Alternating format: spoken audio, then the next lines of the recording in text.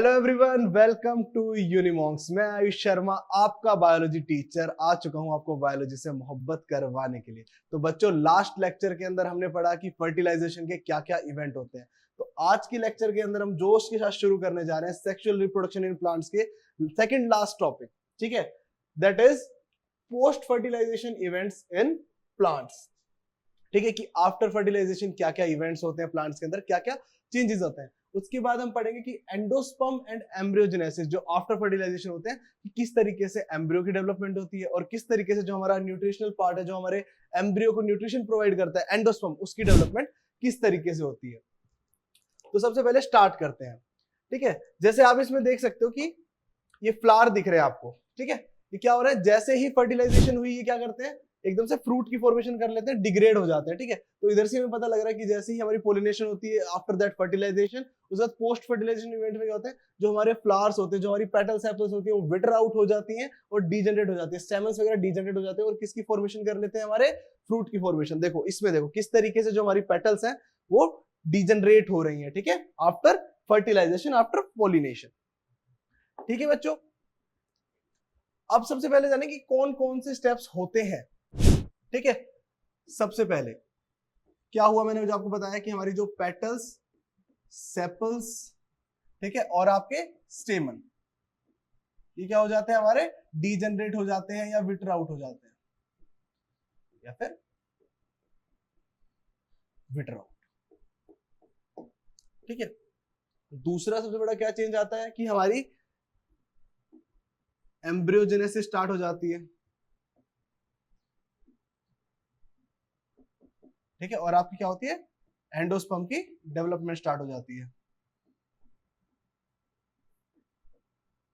ठीक है, इसके बाद क्या होता है, इसके बाद जैसे ही हमारे पेटल सेपल्स डीजनरेट होते हैं, इनके साथ साथ एक और चेंज होता है कि जो हमारे ओव्यूल्स हैं, ठीक है, that give rise to seeds.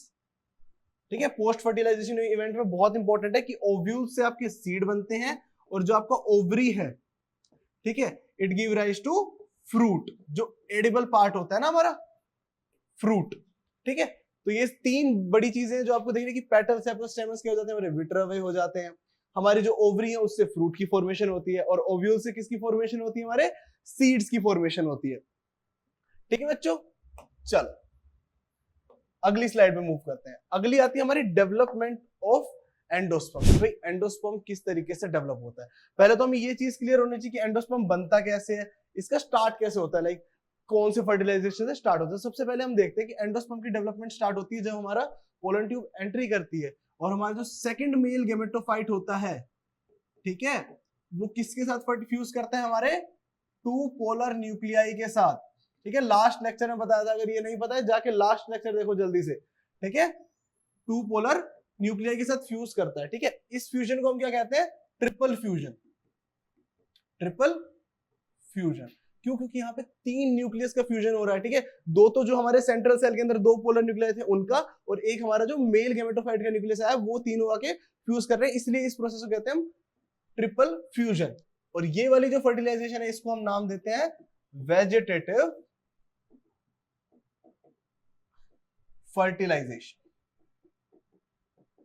ठीक है बच्चों, ठीक है, इस वेजिटेटिव फर्टिलाइजेशन से क्या होता है, हमारा पीईसी की फॉर्मेशन होती है, आपका प्राइमरी एंडोस्पर्म सेल की फॉर्मेशन होती है, that give rise to endosperm. अब एंडोस्पर्म क्या होता है, ठीक है, ये क्या करता है एंडोस्पर्म, हमारे फ्री न्यूक्लियर इनका डिवीजन होता है, सेलुलर डिवीजन होता है, और ये डिवाइड करके हमारे जो एंडोस्पर्म है इसकी फॉर्मेशन होती है, that gives nutrition to the developing embryo.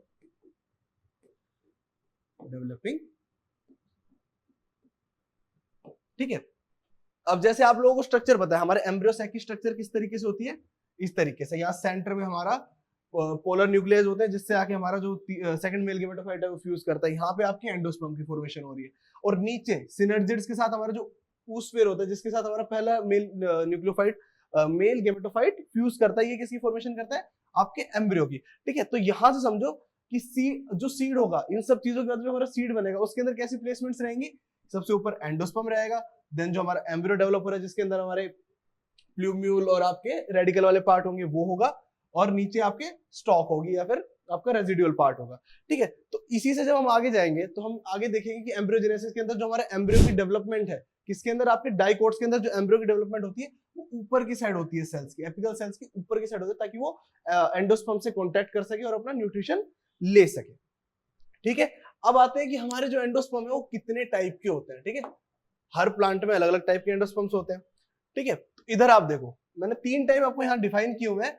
पहला आपका न्यूक्लियर एंडोस्पर्म। अब न्यूक्लियर एंडोस्पर्म में क्या होता है, इसके अंदर जो हमारे सेल्स हैं जो फ्यूज हुए थे वो क्या करते हैं, सेल के तरीके से तो सेलुलर डिवीजन तो नहीं होता पर उनके न्यूक्लियर डिवीजन होता है और नंबर ऑफ न्यूक्लियाई फॉर्म हो जाते हैं।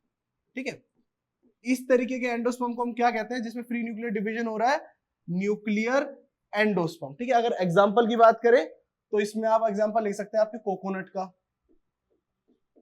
ठीक है, आपके मेज का और राइस का, जिनके अंदर हमारे क्या हो रहा है, फ्री न्यूक्लियर डिवीजन हो रहा है और न्यूक्लियर एंडोस्पर्म की फॉर्मेशन हो रही है। उसके बाद सेकंड टाइप ऑफ एंडोस्पर्म आता है हमारा सेलुलर एंडोस्पर्म। इसके अंदर क्या हो रहा है, कंप्लीट सेल डिवाइड हो रहे हैं। ठीक है, सेलुलर डिवीजन हो रहा है, डिफरेंशिएट हो रहा है सेल अलग अलग उसमें। तो इस टाइप के सेलुलर डिवीजन वाले एंडोस्पर्म जो फॉर्म होते हैं इस तरीके से, उनको कहते हैं हमारे सेलुलर एंडोस्पर्म। अगर इसके अंदर हम एग्जांपल की बात करें तो इसके अंदर एग्जांपल बहुत इंपॉर्टेंट है बच्चों। इन तीनों के एग्जांपल पूछे जा सकते हैं कि भाई इस टाइप के एंडोस्पर्म कौन कौन से प्लांट्स में पाए जाते हैं, तो इनके एग्जांपल याद से लिख लेना।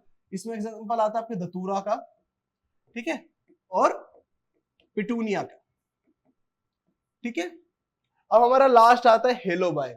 हेलोबाइल में क्या होता है, इसके बेसल एंड में क्या होता है, सेलुलर डिवीजन होता है। ठीक है, और अपर एंड में क्या होता है, फ्री न्यूक्लियर डिवीजन होता है। इसमें दोनों तरीके के जो हमारे कह सकते हैं ना, इनकी एक ट्रांजिशन स्टेट है कि न्यूक्लियर डिवीजन भी हो रहा है और सेलुलर डिवीजन भी हो रहा है। इस तरीके के जो हमारे एंडोस्पर्म डेवलप होते हैं इनको हम क्या कहते हैं, हेलोबाइल एंडोस्पर्म। ठीक है, अगर इसके एग्जांपल की बात करें, आप एनसीईआरटी के थ्रू जाते हैं तो इनकी बेसिकली इनके टाइप्स डिफरेंशिएट नहीं किए हुए हैं, बट अगर पूछ लिया जाए तो इसके एग्जांपल के अंदर आप सिंपली बता सकते हैं कि आपका पी प्लांट, आपका ग्राउंड नट, ठीक है, और एक बहुत ही आपका फेमस एग्जांपल आता है आपका एस्फोडेलस का। ठीक है, एस्फोडेलस, एस्फोडेलस। ठीक है, उसके साथ मैंने आपको बताया पी का भी एग्जांपल आप इसमें ले सकते हैं, ग्राउंड नट का भी ले सकते हैं। ठीक है, ये तो हो गए हमारे टाइप्स ऑफ एंडोस्पर्म। अब आगे चलते हैं। अब हमने एंडोस्पर्म की डेवलपमेंट पढ़ ली, कैसे डेवलप होता है, क्या क्या टाइप्स होते हैं। अब आते हैं हमारे मेन प्रोसेस पे, क्या, एम्ब्रियोजेनेसिस। ठीक है, पोस्ट फर्टिलाइजेशन इवेंट में ये दो ही मेन प्रोसेस हो रहे हैं हमारे, एक तो एंडोस्पर्म बन रहा है और एंडोस्पर्म नरिशमेंट किसको प्रोवाइड करेगा, हमारे एम्ब्रियो का, लेकिन एम्ब्रियोजेनेसिस हो रही है। दो मेन स्टेप हमारे पोस्ट फर्टिलाइजेशन इवेंट के। अब आते हैं हमारे डेवलपमेंट ऑफ एम्ब्रियो की, एम्ब्रियो हमारा किस तरीके से डेवलप होता है। तो इधर हम बात कर रहे हैं बेसिकली एक डाइकोट एम्ब्रियो की।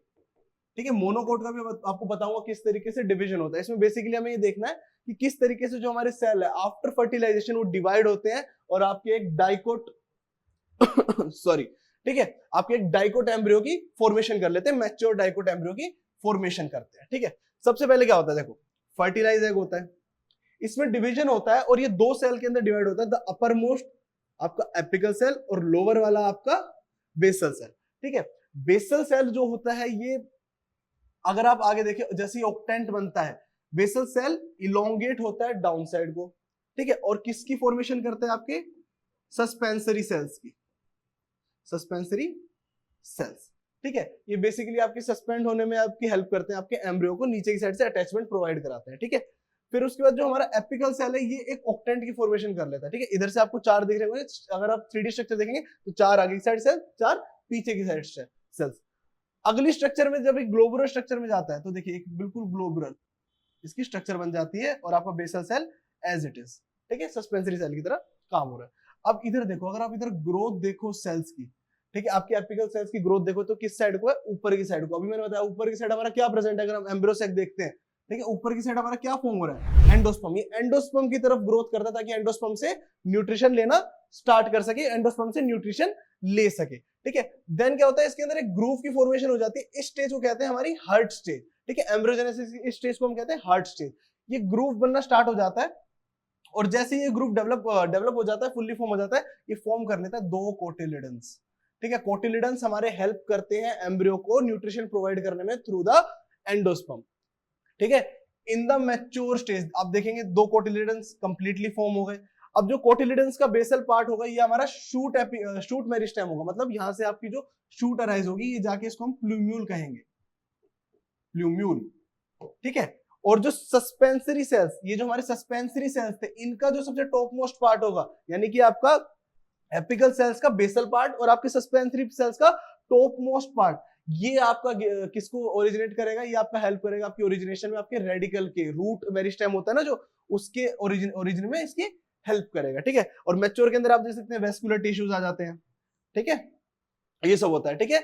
इसके बार आप स्क्रीनशॉट ले लीजिए, बिल्कुल अच्छे से समझ लीजिए क्या हो रहा है। सिंपली ऊपर की साइड को हमारा एम्ब्रियो जो एपिकल सेल्स है वो ग्रो करते हैं, सस्पेंसरी सेल्स जो हमारे बेसल सेल्स होते हैं ये नीचे जाके सोलन अप हो जाता है, और सस्पेंसरी सेल्स इधर होते हैं, इसको सस्पेंड करने में हेल्प करते हैं इन द एम्ब्रियोनिक स्टेज, ठीक है। ऊपर की साइड डेवलपमेंट होता है, कोटिलिडन्स की फॉर्मेशन होती है ताकि न्यूट्रिशन ड्राइव कर सके एंडोस्पर्म से, और जो हमारा कोटिलिडन्स का बेसल पार्ट है आपकी प्लूम्यूल को देगा, that is your shoot meristem, ठीक है। और जो आपका सस्पेंसरी सेल्स का टॉप मोस्ट पार्ट है, इसका एपिकल पार्ट है, वो आपको किसको देगा, रेडिकल को ओरिजिनेट करेगा, ठीक है बच्चों। अब आते हैं हमारे नेक्स्ट पे कि डाइकोट्स के जो हमारे एम्ब्रियो हैं उनमें क्या क्या चीजें होती हैं, क्या क्या उनका स्ट्रक्चर है। देखो जैसे मैंने आपको सबसे पहले बताया कि आपका जो कोटिलिडन्स का बेस है ये आपकी किस पे एंड होता है, आपके प्लूम्यूल पे। प्लूम्यूल क्या करता है, आपकी शूट यहां से ओरिजिनेट होती है, जो शूट मेरिस्टेम है यहां से ओरिजिनेट होता है, ठीक है। यानी कि अगर आप इसके किसी डाइकोट सीड को उगाएंगे तो उसकी प्लूम्यूल एंड से क्या होगा, उसका शूट निकलेगा ग्राउंड से बाहर, और उसके रेडिकल एंड, ठीक है, उससे क्या होगी, उसके रूट्स अराइज होंगी, ठीक है। अब रेडिकल एंड के नीचे क्या होता है, हमारा रूट कैप होता है इसके साथ साथ, ठीक है। और ये दो हमारे कोटिलिडन्स। अब जैसे ही कोटिलिडन्स और प्लूम्यूल्स के बाद जो बीच का पार्ट होता है इसको हम कहते हैं हाइपोकोटाइल, ठीक है। अगर इधर डायग्राम के थ्रू समझे तो सबसे पहले हमारे क्या आएंगे, कोटिलिडन। कोटिलिडन का बेस क्या बनाता है हमारा, प्लूम्यूल, जो कि आपका क्या करता है, शूट के अंदर ओरिजिनेट हो जाता है। इसके बाद आता है हमारा हाइपोकोटाइल, ठीक है। और हाइपोकोटाइल के बाद आपका बिल्कुल एंड आपका radicle part, radicle and then root cap, जिससे आपकी क्या अराइज होंगी, आपकी रूट्स अराइज होंगी, ठीक है। तो ये था हमारा बेसिक स्ट्रक्चर एक डाइकोट एम्ब्रियो का, ठीक है। अब आते हैं मोनोकोट एम्ब्रियो कैसा दिखता है, ठीक है। मोनोकोट एम्ब्रियो में क्या होता है, आपकी जो कोटिलिडन होता है वो सिर्फ एक ही होता है, ठीक है। इससे ही पहले हम बात करेंगे कि जो मोनोकोट एम्ब्रियो वो कैसे एम्ब्रियोजेनेसिस होता है, उसकी डेवलपमेंट कैसे होती है, ठीक है। जैसे हमने सिंपली अगर बात करें तो हमने क्या करा था कि हमारे जो एपिकल सेल्स हैं वो एम्ब्रियोजेनेसिस करते हैं और एंडोस्पर्म की तरफ वो कोटिलिडन्स की फॉर्मेशन करते हैं। बट मोनोकोट्स के अंदर क्या होता है, जो डेवलपमेंट होती है एम्ब्रियो की वो बेसल पार्ट से होती है, ठीक है। बेसल सेल्स डिवाइड करते हैं और आपके एम्ब्रियोजेनेसिस में जाते हैं, ठीक है। अगर पूरा प्रोसेस देखें तो ऊपर की साइड को सस्पेंसरी सेल्स होते हैं, ठीक है, और नीचे की साइड को बेसल सेल्स होते हैं जो कंटिन्यूअस डिवीजन के अंदर जाते हैं और आपके एम्ब्रियो की फॉर्मेशन करते हैं। चलो अब जानते हैं मोनोकोट एम्ब्रियो का पूरा स्ट्रक्चर समझते हैं इसका, ठीक है। सबसे पहले आपका जो कोटिलिडन की जगह यहाँ पे न्यूट्रिशन ड्राइव करने के लिए आपका प्रेजेंट होता है स्कूटेलम, ठीक है। स्कूटेलम अगर आप एग्जांपल करें जो आपकी ग्रास फैमिली के जो प्लांट्स होते हैं इनके एम्ब्रियो के अंदर देखा जा सकता है, ठीक है। इसके बाद इसका जो दूसरा एपिकल होता है उसको हम कहते हैं कोलियोप्टाइल। जैसे बेसिकली आपका जो शूट मेरिस्टेम होता है, जो आपके जैसे हम पिछले डाइकोट एम्ब्रियो के अंदर हम प्लूम्यूल की बात कर रहे थे, तो प्लूम्यूल का जो हेड होता है उसको हम मोनोकोट एम्ब्रियो में क्या कहते हैं, कोलियोप्टाइल, ठीक है। इसके बाद आपका वही प्लूम्यूल आपका शूट अपेक्स, ठीक है। इसमें हाइपोब्लास्ट की जगह एक बाहर की साइड आप देख सकते हैं आउटग्रोथ होती है, that is known as your epiblast, ठीक है। देन अगर हम लोअर बॉटम की साइड है, देन सेम जैसा हमारा डाइकोट के अंदर था, क्या थे हमारे रेडिकल थे, रूट कैप थे, ठीक है। और इसका जो बिल्कुल बेसल एंड होता है, बेसल इसकी कवरिंग होती है, that is known as your coleorhiza, coleorhiza, ठीक है। फिर से अगर हम देखते हैं सबसे पहले हमारे क्या है, न्यूट्रिशन ड्राइव करने के लिए इसमें हम कोटिलिडन्स नहीं कहते, इसको क्या कहते हैं, स्क्यूटेलम, ठीक है। इसके बाद क्या होता है हमारा कोलियोराइजा, कोलियोप्टाइल, सॉरी कोलियोप्टाइल, ठीक है। इसके बाद हमारे क्या होते हैं, हमारे प्लूम्यूल कह सकते हैं आप इसको, या आपका शूट अपेक्स,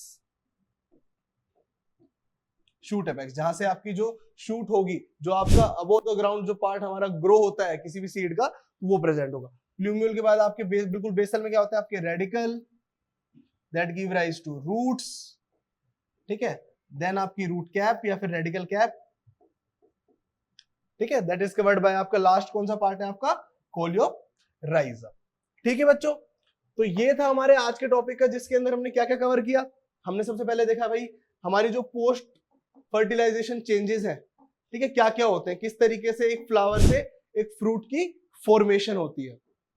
ठीक है, सबसे पहले हमने यहाँ देखा कि किस तरीके से हमारे फ्लावर से फ्रूट की फॉर्मेशन हो रही है, और आफ्टर फर्टिलाइजेशन किस तरीके से हमारे जो फ्लावर है वो डीजनरेट होते हैं, पेटल सेपल्स डीजनरेट होते हैं। ठीक है, देन हमने देखा कि एंडोस्पर्म की डेवलपमेंट किस तरीके से होती है। ठीक है, कि एंडोस्पर्म आपका डेवलप होता है, इसके टाइप्स देखिए भाई, एक होता है आपका फ्री न्यूक्लियर जिसमें न्यूक्लियर डिवीजन होता है, फिर सेलुलर डिवीजन के साथ, और हेलोबेल जिसमें अपर मोस्ट पोर्शन पे जो आपका एपिकल पोर्शन है उस पे क्या होता है आपका न्यूक्लियर डिवीजन होता है, बट लोअर में क्या होता है सेलुलर डिवीजन होता है।